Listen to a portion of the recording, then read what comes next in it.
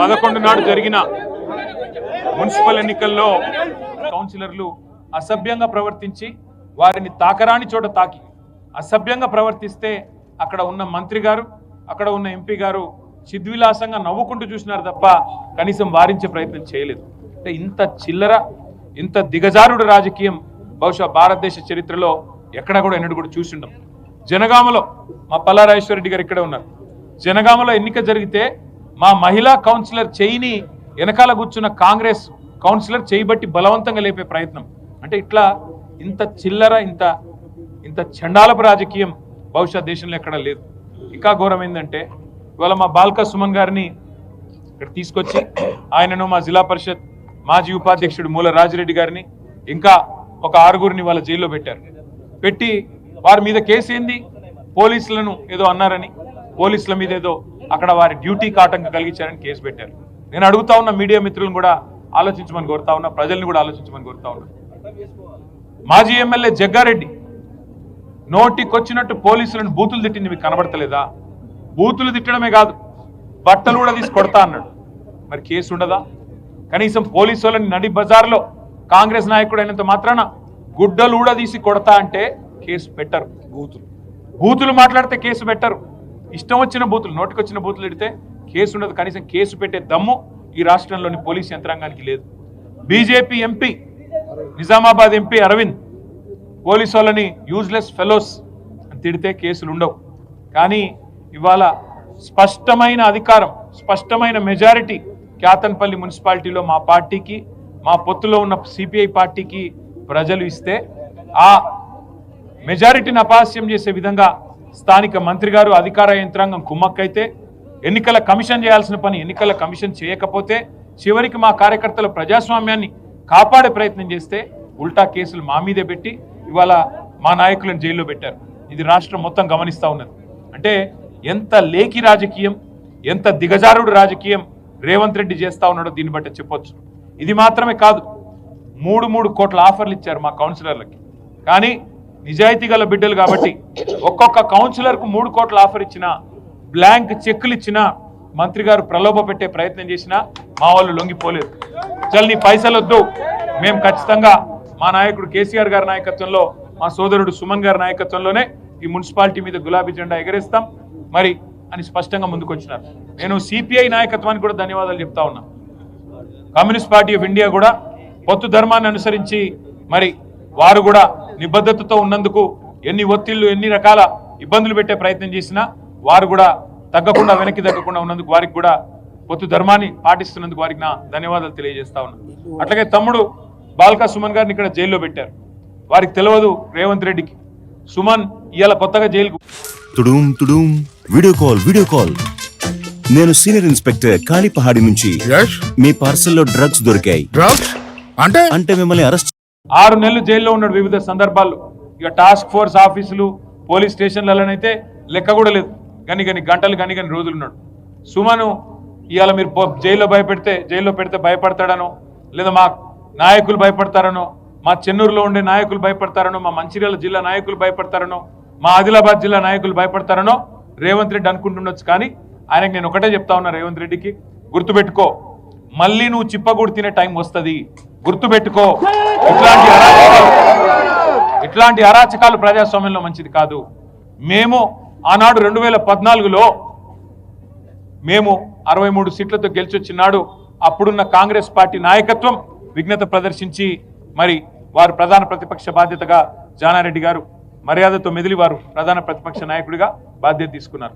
అట్లాగే 2023లో కాంగ్రెస్కు 64 సీట్లు మాత్రమే వచ్చినా మాకు 39 వచ్చిన కేసీఆర్ గారు 10 ఏళ్ళు ముఖ్యమంత్రిగా పనిచేసి కూడా ఒక క్షణం కూడా ప్రగతి భవన్లో ఉండకుండా అక్కడి నుంచి నేరుగా లేచి వెళ్ళిపోయి ప్రజాస్వామ్యాన్ని గౌరవిస్తున్నాం, ప్రజా తీర్పును గౌరవిస్తున్నాం అని చెప్పి కేసీఆర్ గారు ప్రతిపక్ష నాయకుడిగా బాధ్యత తీసుకున్నారు. అది రాజనీతి అంటే, అది రాజనీతిజ్ఞత అంటే, అది ధర్మాన్ని పాటించడం, ప్రజాస్వామ్యంలో ప్రజల తీర్పును గౌరవించడం అంటే. ఇవాళ మేము అవుట్ రైట్గా నిజానికి మాకు 25 పైచీలకు 25 నుంచి 30 మున్సిపాలిటీలు రావాలా. కానీ వీళ్ళు చేసే వెకిలి పనులు నేను ఇవాళ రేవంత్ రెడ్డికి చెప్తా ఉన్నా, డీజీపీ శివధర్ రెడ్డికి కూడా చెప్తా ఉన్నా. డీజీపీ గారు మీరేదో మొన్న పెద్ద సినిమా డైలాగులు పెట్టినారు. మాకు రెడ్ బుక్ ఉండదు, పింక్ బుక్ ఉండదు, ఖాకీ బుక్ ఉంటుందని చెప్పినావు. ఇదేనా నీ ఖాకీ బుక్? మీ పోలీసు వాళ్ళ బట్టలు కూడా తీసుకొడతా అని చెప్పి ఒక కాంగ్రెస్ నాయకుడు అంటే కేసు ఉండదు. మిమ్మల్ని యూజ్లెస్ ఫెలోస్ అని ఒక బీజేపీ ఎంపీ అంటే కనీసం కేసు పెట్టే ధైర్యం లేదు. ఎందుకు? రాష్ట్రంలో అధికారంలో కాంగ్రెస్ ఉన్నది, కేంద్రంలో అధికారంలో ఉన్నది బీజేపీ కాబట్టి భయపడుతున్నావా? ఇవాళ మేము ప్రతిపక్షంలో ఉన్నాం కాబట్టి మా మీద కేసులు పెడతావా? ఒకటి గుర్తుపెట్టుకో డీజీపీ గారు, రేవంత్ రెడ్డి గారు గుర్తుపెట్టుకోండి, ఎప్పుడు అధికారం ఎవరికి శాశ్వతం కాదు. టైం వస్తుంది, 2 ఏళ్లలో మళ్ళీ కేసీఆర్ గారు ముఖ్యమంత్రి అవుతారు, మళ్ళీ రాష్ట్రంలో గులాబీ జెండా ఎగురుతుంది. ఈ అరాచకాలకి ఖచ్చితంగా చరమగీతం పాడే సత్తా ఆ రోజు మాకుంటది. అప్పుడు మీరు ఏ కలుగులో దాక్కున్నా ఇట్లా అరాచకాలు చేసిన అధికారులు కానీ, అరాచకాలు చేసిన మంత్రులు కానీ, ఇవాళ ప్రజాప్రతినిధులుగా ఉన్నవాళ్ళు కానీ ఎవరైనా సరే ప్రజాస్వామ్యాన్ని, చట్టాలను, న్యాయాన్ని, రాజ్యాంగాన్ని తుంగలో దొక్కుతా ఉన్నారో వారందరినీ కూడా వదిలిపెట్టకుండా మళ్ళీ న్యాయస్థానాల ముందు ప్రవేశపెట్టే బాధ్యత మాది. గౌరవించండి, ప్రజల తీర్పును గౌరవించండి. కేతన్పల్లి మున్సిపాలిటీలో వెంటనే ఎన్నికలు పెట్టాలని మేము డిమాండ్ చేస్తా ఉన్నాం. ఎలక్షన్ కమిషన్ కూడా మేము డిమాండ్ చేస్తున్నాం. కేతన్పల్లిలో, అట్లాగే మరి ఇబ్రహీంపట్నంలో, ఖానాపూర్లో ఎక్కడెక్కడైతే ఎన్నికలు పెండింగ్లో పెట్టారో వెంటనే ఎన్నికలు పెట్టండి, నిజాయితీగా పెట్టండి. అవసరమైతే ప్రత్యేకంగా సీనియర్ అధికారులను పర్యవేక్షకులుగా పెట్టండి, సీసీ కెమెరాలు పెట్టండి, శాంతి భద్రతలు పరిరక్షించే విధంగా చర్యలు తీసుకోండి, నిజాయితీగా ఎన్నిక జరిగే విధంగా చూసుకోండి. కానీ ఇదే రకమైన అరాచకం కొనసాగిస్తాం, రేవంత్ రెడ్డి ఆడిచ్చినట్టు ఆడతామంటే అంతగానం ఇంట్రెస్ట్ ఉంటే పోయి కాంగ్రెస్ కండువాలు కప్పుకోండి. అంతేగాని అధికారుల ముసుగులో అధికార పార్టీకి వత్తాసు పలికితే ఊరుకోము, వదిలిపెట్టము. చట్టం ఎవరికైనా ఒకటే గుర్తువేస్తూ ఎన్నికల కమిషన్ ఇంకో డిమాండ్ కూడా మేము చేస్తా ఉన్నాం. కేతన్పల్లి మున్సిపాలిటీలో మొన్న మా మహిళా కౌన్సిలర్ల మీద అసభ్యంగా ప్రవర్తించిన వెధవలు ఎవరైతే 3rd రేట్ కౌన్సిలర్లు కాంగ్రెస్ వాళ్ళు ఉన్నారో వాళ్ళ మీద చట్టపరంగా చర్య తీసుకోవాలి. ఆ కేతన్పల్లి మున్సిపాలిటీ ఎన్నిక సందర్భంగా, ప్రమాణ స్వీకారం సందర్భంగా ఏ వీడియో అయితే మీ వాళ్ళు ఎలక్షన్ కమిషన్ వాళ్ళు షూట్ చేసినారో బయట పెట్టండి. సీసీ కెమెరాల్లో మొత్తం నిక్షిప్తం అయ్యింది. ఎవరు తప్పు చేశారో వాళ్ళ మీద కేసులు పెట్టండి. తప్పు చేయని వాళ్ళ మీద కేసులు పెట్టి ఇవాళ మా కోవా లక్ష్మి గారి మీద కేసు పెట్టారు. మా ఎమ్మెల్యే గారు ఒక ఆదివాసీ బిడ్డ ఏం తప్పు చేసిందండి? పార్టీ చెప్తే నిజాయితీగా పోయి ఎన్నికల అబ్జర్వర్గా అక్కడ మాకున్న మెజారిటీని వక్ర మార్గంలో కాంగ్రెస్ తీసుకొని పోయే ప్రయత్నం చేస్తుంటే కాపాడే ప్రయత్నం చేయడం తప్ప, ఇవాళ ప్రజాస్వామ్యాన్ని గౌరవించకుండా అగౌరవపరుస్తున్నది కాంగ్రెస్. కేసులు పెట్టాల్సింది అసభ్యంగా ప్రవర్తించిన కాంగ్రెస్ కౌన్సిలర్ల మీద, బాల్కా సుమన్ మీద, అదేవిధంగా మా కోవా లక్ష్మి గారి మీద కాదు. తప్పకుండా అన్ని ప్రజలు చూస్తూ ఉన్నారు. వారికి తప్పకుండా ఈ అధికార పార్టీకి బుద్ధి చెప్పే రోజు వస్తుంది. ప్రజాస్వామ్యాన్ని గౌరవించని ప్రతి ఒక్కరికి బుద్ధి చెప్పే టైం వస్తుంది. మీరు మీడియాకు కూడా నా ధన్యవాదాలను తెలియజేస్తా ఉన్నా. అక్కడ జరిగిన అక్రమాలు, అక్కడ జరిగిన దుర్మార్గాలు, వాటిని ఎలుగెత్తి బయటికి తీసుకొచ్చిన మీడియాకి, సోషల్ మీడియాలో కూడా మరి బలంగా మరి మా పార్టీ తరఫున పనిచేస్తున్న సోషల్ మీడియా వారియర్లకి అందరికీ కూడా ప్రత్యేకంగా ధన్యవాదాలు. ఇవాళ నిజానికి సుమన్ గారిని లక్షటిపేట సబ్ జైల్లో పెట్టొచ్చు, లేదా దగ్గరలో బెల్లంపల్లిలో మన పెద్దపల్లిలో పెట్టొచ్చు. కానీ ఇవాళ కావాలని ఆసిఫాబాద్లో పెట్టొచ్చు, సబ్ జైలు అక్కడ కూడా ఉంది. కావాలని ఇక్కడ ఆదిలాబాద్ జైలు తీసుకొచ్చి ఇక్కడ కావాలని దోమలు ఎక్కువ ఉండే సెల్లో పెట్టి అక్కడ కనీసం ఏమడుగుతున్నాడు ఆయన అడిగితే మేము అడిగినాం ఇవాళ జైలర్ గారిని, సూపరింటెండెంట్ గారిని. అరే ఓడమా సీరాదావా అంటే దానికి కూడా జైల్లో ఎట్లాగో మీకు మున్సిపాలిటీల్లో పిచికారి మందు కొట్టే తెలివి కూడా లేదు రేవంత్ రెడ్డికి. పిచికారి మందు కొట్టి ఫాగింగ్ చేస్తే దోమలు ఉండయి. కానీ ఇలా రాష్ట్రం మొత్తం విష జ్వరాలు, జైల్లో ఉండే వాళ్ళకు కూడా జ్వరాలు రావాలా? గది కూడా చూసుకోలేరా కనీసం? అంటే ఇంత చండాలపు పరిస్థితుల్లో కావాలని ఇవాళ మా నాయకులను సతాయించే ప్రయత్నం ఏదైతే ప్రభుత్వం చేస్తుందో అన్నీ గుర్తుపెట్టుకుంటాం. మిత్తితో సహా తప్పకుండా చెల్లించే బాధ్యత మాది. మా నాయకులు, మా కార్యకర్తలు కూడా ఇవాళ చాలా పెద్ద ఎత్తున తరలి వచ్చి మరి సంఘీభావం చెప్పినందుకు వారికి కూడా అందరికి కూడా హృదయపూర్వకంగా ధన్యవాదాలు తెలియజేస్తూ జై తెలంగాణ.